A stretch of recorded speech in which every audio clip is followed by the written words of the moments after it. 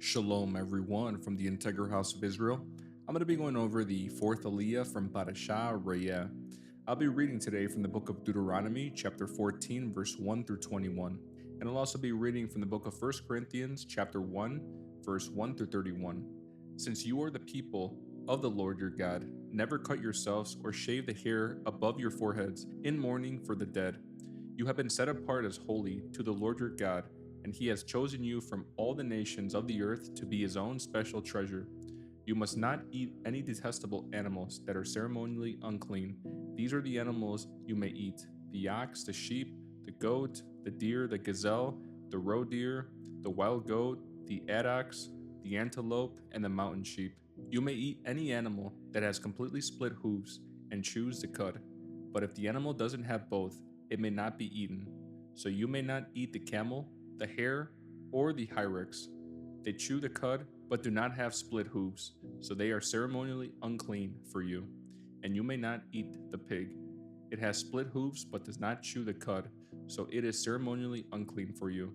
You may not eat the meat of these animals or even touch their carcasses. Out of all the marine animals, you may eat whatever has both fins and scales. You may not, however, eat marine animals that do not have both fins and scales. They are ceremonially unclean for you. You may eat any bird that is ceremonially clean. These are the birds you may not eat: the griffin vulture, the bearded vulture, the black vulture, the kite, the falcon, buzzards of all kinds, ravens of all kinds, the eagle owl, the short-eared owl, the seagull, hawks of all kinds, the little owl, the great owl, the barn owl, the desert owl, the Egyptian vulture, the cormorant, the stork, herons of all kinds, the hoopoe, and the bat. All winged insects that walk along the ground are ceremonially unclean for you and may not be eaten, but you may eat any winged bird or insect that is ceremonially clean. You must not eat anything that has died a natural death.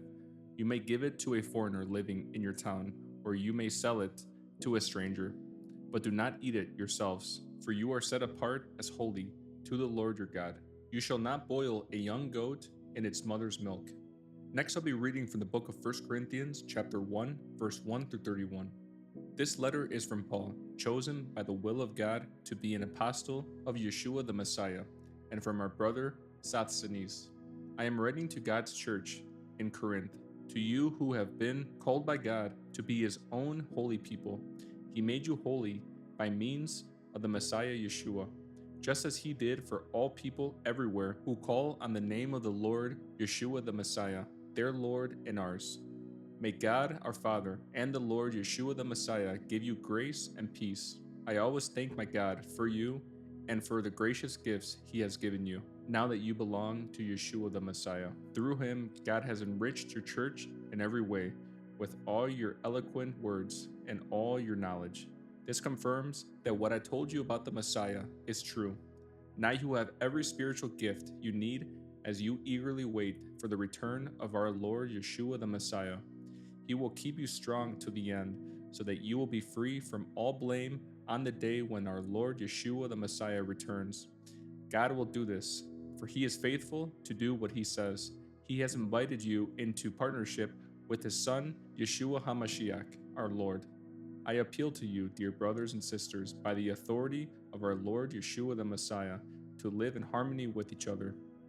Let there be no divisions in the church. Rather, be of one mind, united in thought and purpose. For some members of Chloe's household have told me about your quarrels. My dear brothers and sisters, some of you are saying, I am a follower of Paul. Others are saying, I follow Apollos, or I follow Peter, or I follow only the Messiah. Has the Messiah been divided into factions? Was I, Paul, crucified for you?